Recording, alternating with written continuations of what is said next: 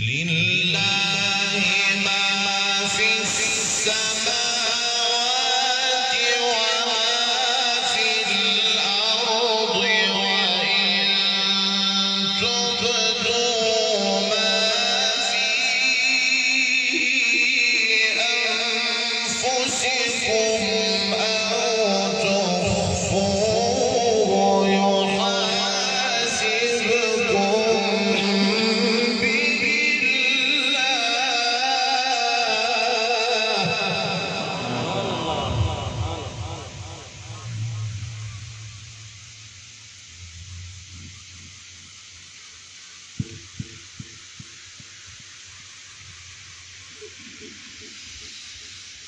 فيغفر لمن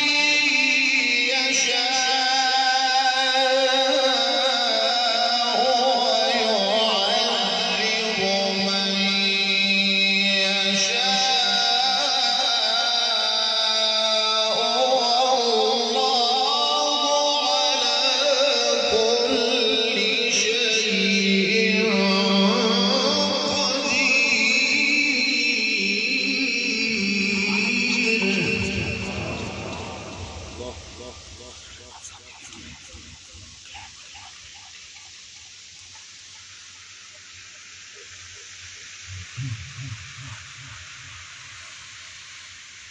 آمن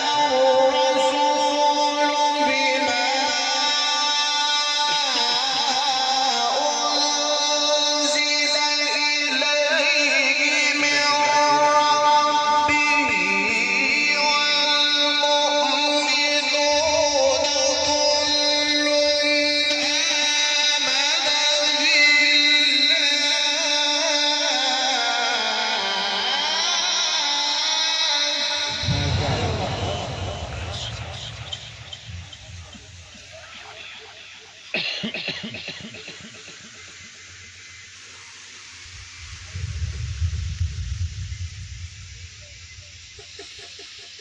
كل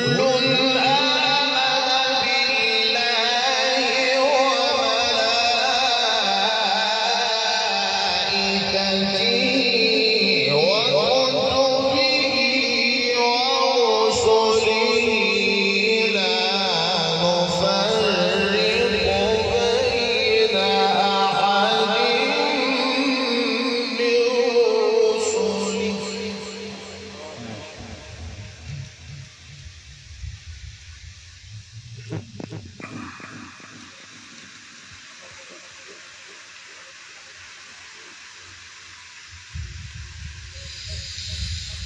كل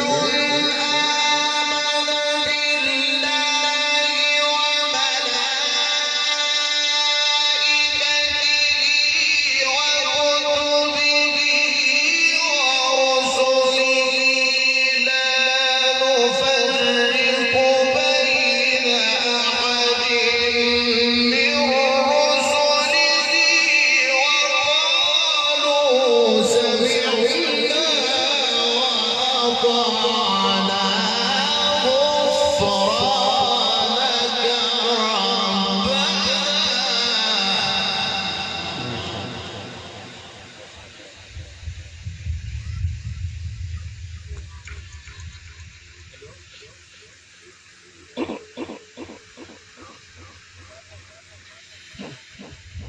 غفرانك ربنا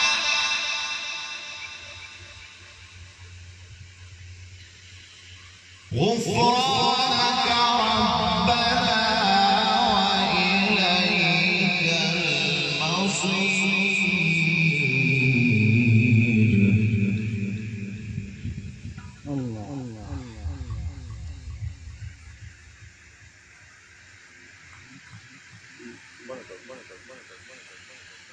آمن الرسول بما أنزل إليه من ربه والمؤمنون كل آمن بالله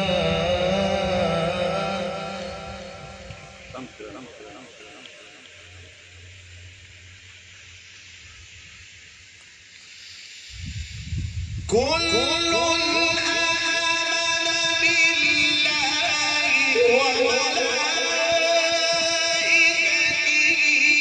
وكتبه ورسله لا نفرق بين أحد من رسله وقالوا سمعنا وأطعنا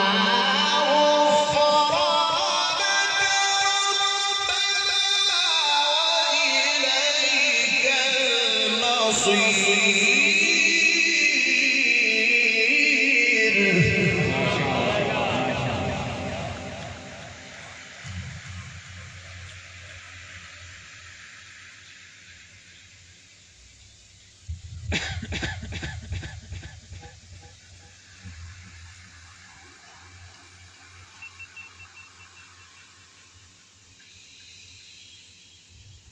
لا يكلف الله نفسا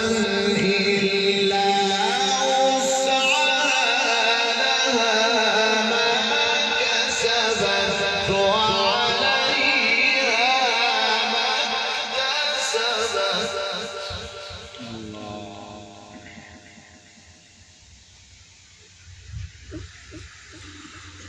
ربنا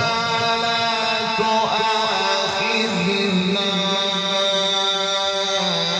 إن نسينا أو أخطأنا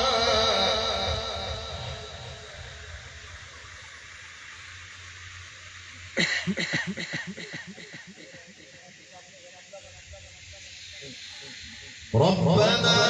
ولا تحمل علينا إصرا كما حملته على الذين من قبلنا ربنا ولا تحملنا ما لا طاقة لنا به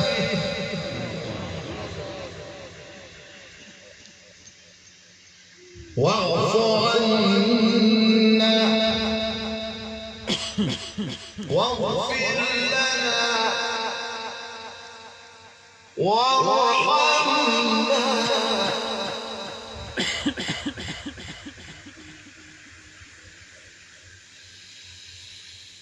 ربنا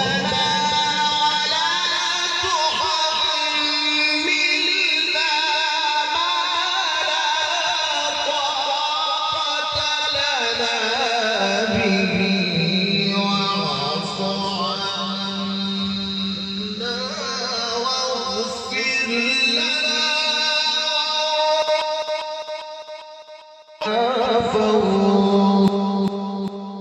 وانصرنا على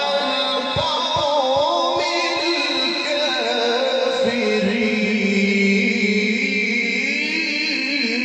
الكافرين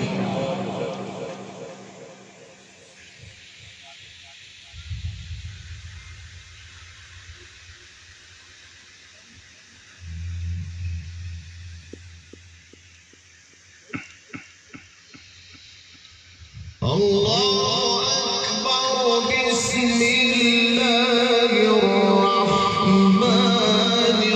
الرحيم والضحى والليل إذا سجى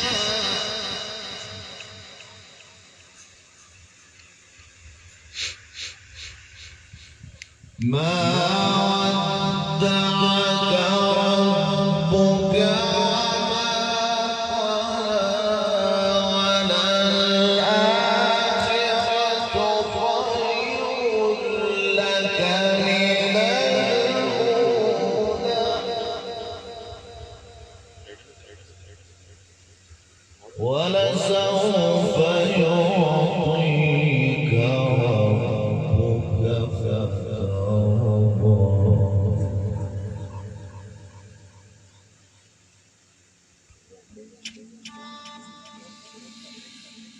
بسم الله الرحمن الرحيم والضحى والليل إذا سجى ما ودعك ربك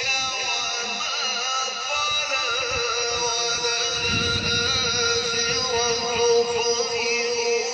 لك من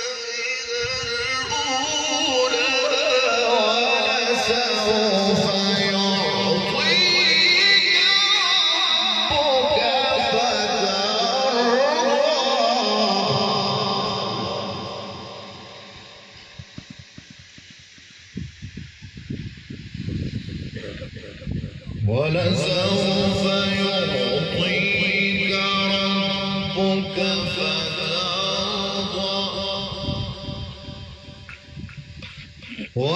ولسوف يعطيك ربك فترضى ولسوف يعطيك ربك فترضى صدق الله العظيم. ما شاء الله ما شاء الله احسن جزاك جزاك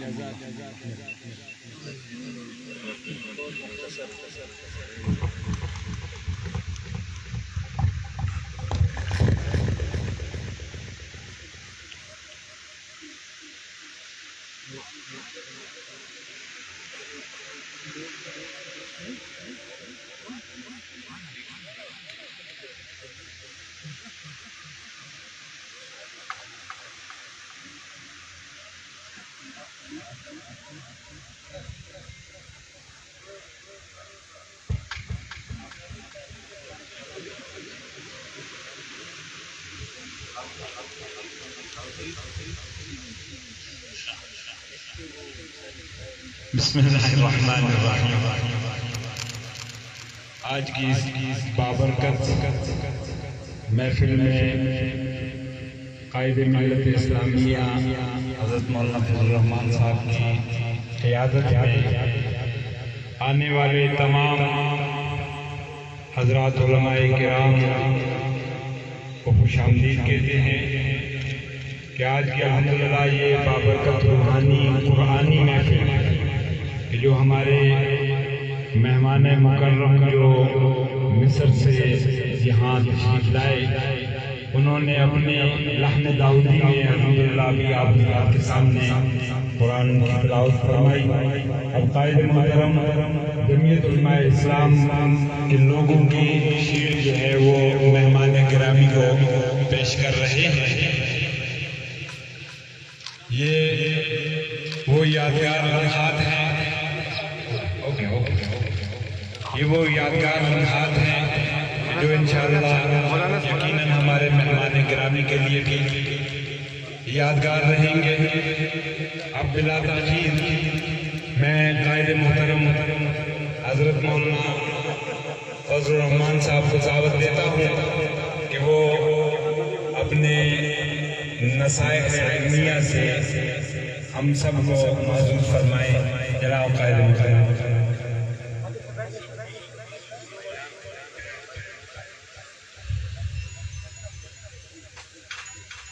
بسم الله الرحمن الرحيم.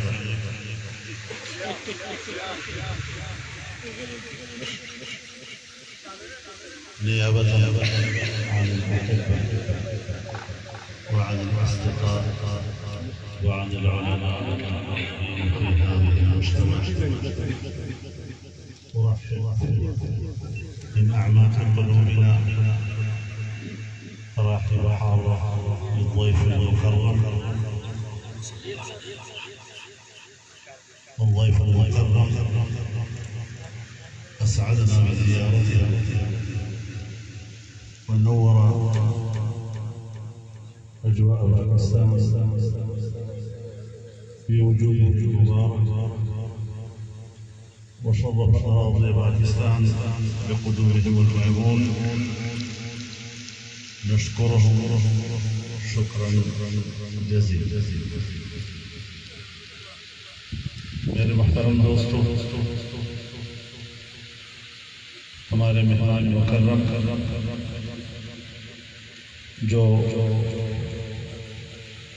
مصر سے تشریف لائے ہیں اور کسی زمانے میں جس طرح مصر کے مائع ناز قرہ جیسے شیخ محمود خلیل الحصری، شیخ عبد الباسط الصمد،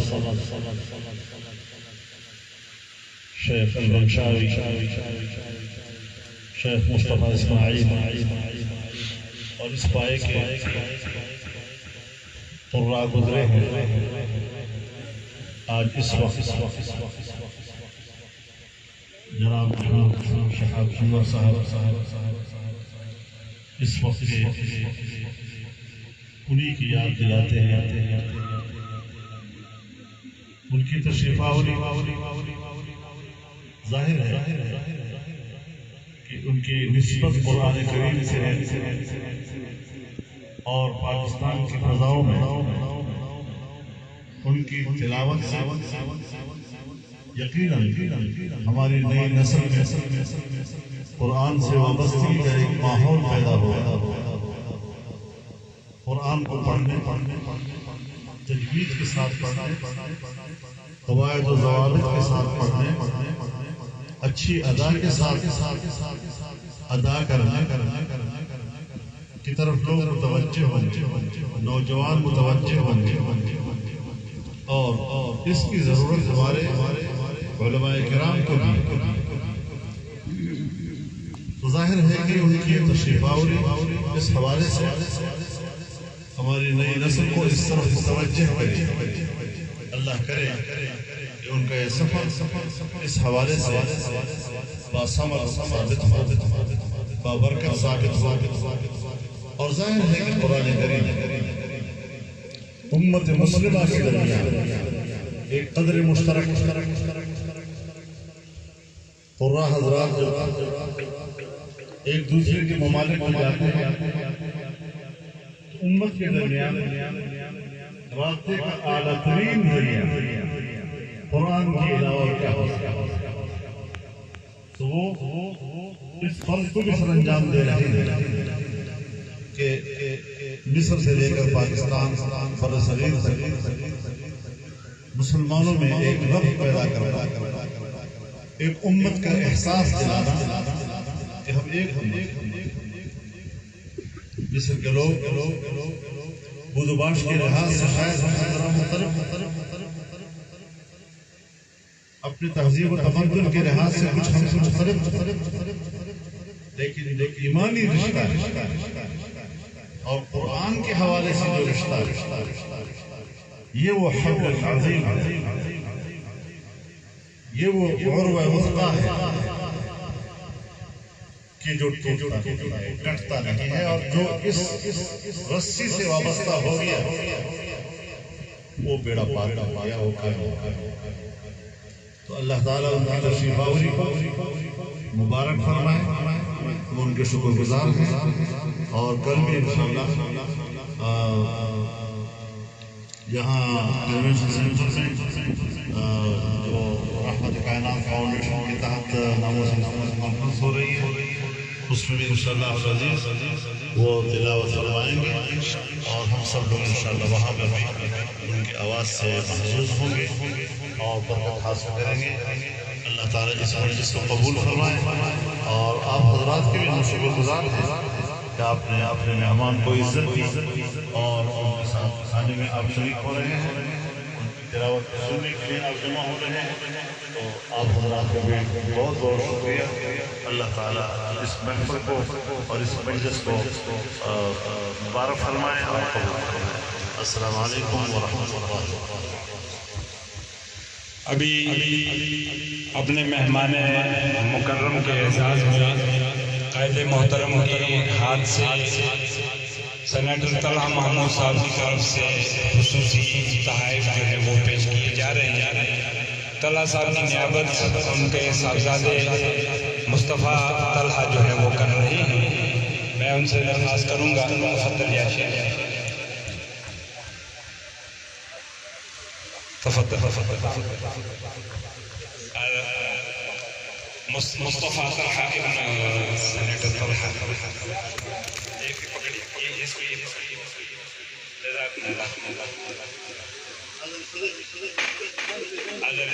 تفضل شكرا ما شاء الله